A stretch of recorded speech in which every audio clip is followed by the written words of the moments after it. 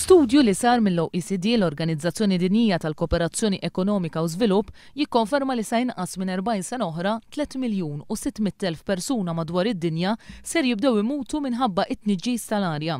F'dan l-istudju l-OECD sabet li t-tniġġis tal-arja, speċjalment f'żoni urbani u residenzjali, ser ikun l-akbar kawża ambjentali li twassal għall-imwiet qabel iż-żmien, saħansitra aktar mill-problema ta' nuqqas ta' ilma nadif.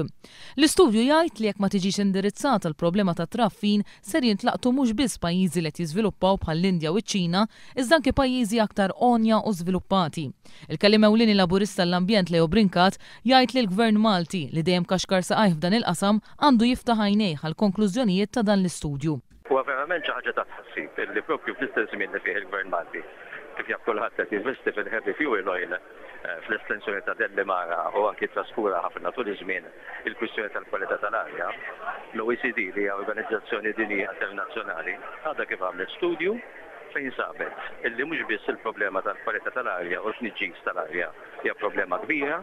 ma hija mistennija li fis-snin li ġejjin sejra saħansitra toqgħod iktar nies madwar id-dinja. L-istudju jgħid li l-użu tal-enerġija mhux nadifa huwa fattur ewlieni li jista' jwassal għal żieda fil-gassijiet serra u għaldaqstant aktar tniġġis tal-arja.